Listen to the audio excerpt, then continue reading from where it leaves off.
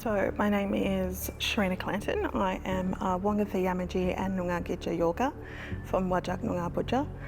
My grandmother is Wongatha Yamaji and my grandfather is Noongar Gidja, Baladong man, but got song lines into and water lines into Wadjuk. So I've born and raised here and in Boorloo, and now I live in Melbourne. So I studied the performance arts here at ECU, doing the Aboriginal theatre course in 2007, and then I went into the full-time acting course. I ended up going back to university and studying an honours, getting first class in a Bachelor of Applied Science in Indigenous research methods. I suppose like as a young teenager, I thought it was normal that you had that many people around your house all the time. Until I'm an adult and go, oh, actually that's not normal. I thought it was like a open door, you know? You always had to have extra feed. You always had to make sure that you had milk, sugar, tea, because you don't know who would suddenly drop in. You'd have an uncle pop in or an auntie pop in, and I don't know when the house wasn't full with people. Probably being Aboriginal, I didn't know that my reality was so different to the Wadjuk kids. But I don't know, I kind of think of fellows who were like, when we were going to school, there was like people from one kid households, and I could only imagine how incredibly, different that reality is. And sometimes I go, aren't you lonely? I was very fortunate to have very loving sisters. So I think the things that we didn't have materialistically and the things that, we at times were incredibly poor, and navigating that level of poverty, I think it impacts you. I didn't realise we were poor until we were poor, and what I mean by that is I didn't think I lacked anything. I didn't think of myself having a scarcity mindset. I always thought we had an abundance of things. So I in some ways, I always felt like culturally we were so abundant, even though we might not have had a lot materialistically. I've always been very fortunate that my mum has been involved in the community for a very long time, and I suppose my cultural connectivity has always been about knowing that I was an Aboriginal woman or Aboriginal child ever since I was just having a point of difference and having that awareness ever since I was a little fella, because we would go to cultural events like NAIDOC Week, and this is before it became Survival Day, but Invasion Day, and we'd have mob events and picnics, and there was a lot of joy, like black joy, and a lot of black laughter, and there was like a celebration of who we are. So having that cultural continuum was always part of my life growing up. As a community, it was always a giving people. We're always a giving people. It was always giving away, whether it was your last loaf of bread or your last $20. It was making sure everybody else is right, because if they're not right, then we're not right, It's a community responsibility and obligation to make sure that everybody's got a feed and everybody's gonna be okay for the night. I had almost a duality of both worlds at times. There was a reality that I lived in as an Aboriginal person, and then there's, unfortunately the dominant culture, which we felt like we at times were assimilating towards, conforming in, and yet trying to maintain connection with country, family, community, to our ways of being in the world, and carrying that with you in an everyday reality. And I think our own determinism is, I think you have to identify, what does that look like for you? Is it decolonizing your own mind? Is it going, I will not feed into the narrative of what the settler discourse is trying to determine me as, or define me as, in terms of my identity and as an Aboriginal person existing in this world. I think self-determination is also asking key questions of ourselves, right?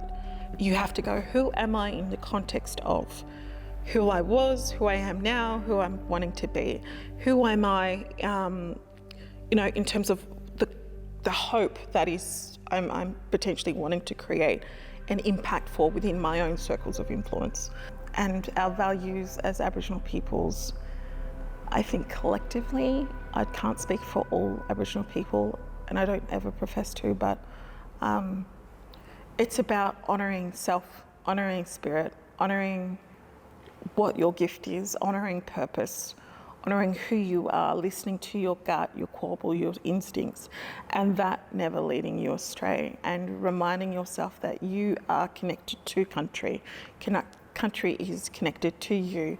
It was interesting, we were talking about yesterday about, no matter how many letters after your name in an academic setting, or you can have as many orders of Australia. I don't even think you can get more than one, but you can have the colonial kind of epitome of what success is. Say you've got an Order of Australia medal, you've got PhD under your name, you've got senior lecturer after your credentials in an email setting, and still you are treated as less than. Still you have to somehow prove your humanity or your worth or your value, right? Or your contribution to society. But it's always in the context of white society. Never, what have you done for your community, for your mob? How are you raising up your other fellows? How are you getting to that summit peak and then making sure that others are following you? There has been advancements in terms of the narrative being told from an Indigenous female standpoint and an Indigenous standpoint, but still that is written on behalf of or for a white audience, predominantly. So you're like, what stories are being told by us and for us? One of the big things that my colleague and I had developed was nothing about us without us. You don't get to do anything about us without us in the room. Like it's just not, you just can't. How do we maintain, how do we reclaim? You have to know who you are, I think. You have to know yourself, be true to yourself. And what does that truth look like? And it's remembering who you are. Like you come from a long line of warriors and ancestral lineage and heritage and spirit. Everything is within your power, and reminding ourselves of our power, because that's what we have forgotten. We have power. When my mother and father separated, I was with my mum at lectures, because she couldn't afford daycare. Daycare is expensive if you've got 5 kids and a single mum on a student income. That's not possible. And that created an environment of learning for me. So of course I've loved to keep learning, because I always keep evolving and adapting. So for me, that was probably what encouraged me to do further education. My mum was an adamant advocate for education as being the golden key to not just future opportunities, but that we needed to do well in school. By the time I was ready to graduate high school, I didn't know what I wanted to do.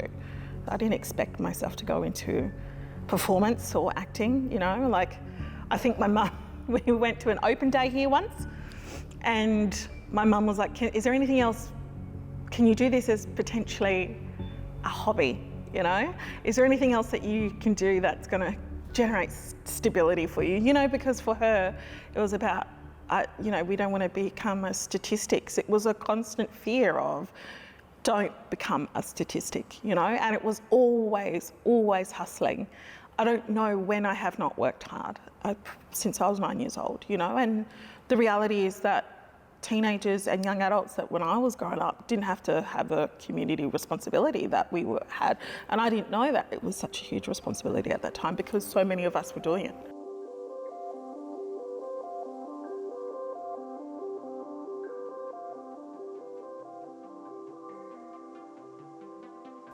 I have to remind myself that, sitting in this room, across the hall, I'd sit with my brother boy, and he was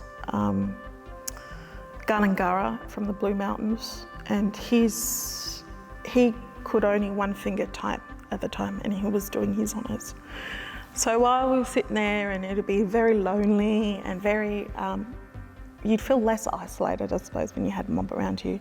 So we were creating our own self-determination by reminding ourselves we're capable, we have the drive, we have the commitment, we have the passion. Sometimes it's going to be really hard, but we're going to look out for each other.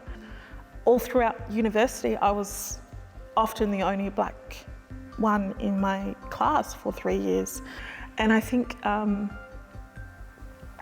I suppose our own determinism is about, challenging colonial narratives, challenging the narrative that we're not good enough. And that is, I think, a very powerful thing to be able to hold firm to.